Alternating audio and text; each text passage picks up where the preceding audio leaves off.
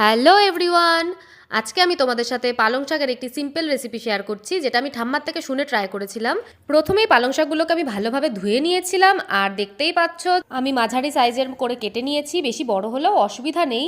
তারপরই আমি কড়াই গরম করে কড়াইয়ের মধ্যে শাকগুলোকে দিয়ে দিয়েছি, আর জল দিয়ে লবণ দিয়ে ঢাকা দিয়ে রেখেছিলাম বেশ কিছুক্ষণ। এটা সেদ্ধ হতে হতে আমি চলে গেছি বেগুন কেটে নেওয়ার জন্য, কারণ আজকে শাকটা তো আমি বেগুন দিয়েই করব। বেগুনগুলোকে আমি ছোট ছোট করে কেটে নিয়েছিলাম, তোমরা চাইলে তোমাদের মতন করে কাটতে পারো।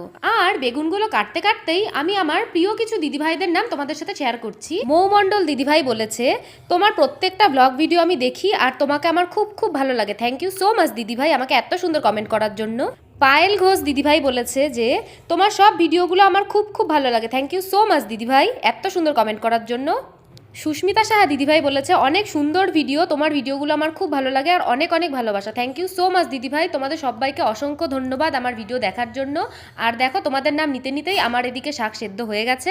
শাকটার জল ঝরে নিতে নিতেই আমি চলে এসেছিলাম রসুন ছাড়িয়ে নেওয়ার জন্য। আমি যেহেতু রসুন ভালো খাই, তাই আমি বেশ কিছু পরিমাণে রসুন নিয়ে নিয়েছিলাম, আর ছুরি সাহায্যে দেখতেই পাচ্ছ আমি ছোট ছোট করে কুচি করে নিয়েছিলাম। তোমরা তোমাদের মতন অল্প পরিমাণেও দিতে পারো, কারণ রসুন বেশি দিলে ফ্লেভারটা ভালো আসে আর গন্ধটাও ভালো হয়।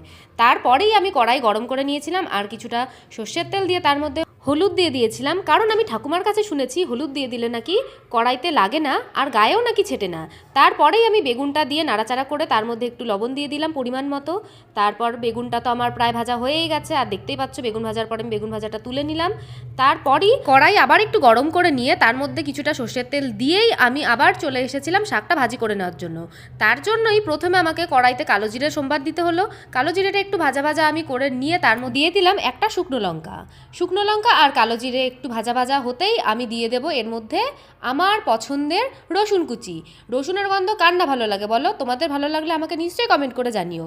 রসুনটা একটু ভাজা ভাজা হওয়ার পরেই আমি এর মধ্যে দিয়ে দিলাম অল্প পরিমাণে লবণ আর হলুদ। তারপরেই আমি এর মধ্যে দিয়ে দেব চিড়ে রাখা কাঁচা লঙ্কা। ব্যাস, আবার কিছুক্ষণ এটা একটু নেড়ে চেড়ে লাল লাল করে ভেজে নেওয়ার পালা।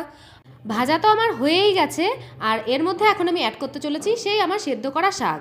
তো আমি অল্প অল্প নেড়ে চেড়ে শাকগুলো দিচ্ছি যাতে না পুড়ে যায়।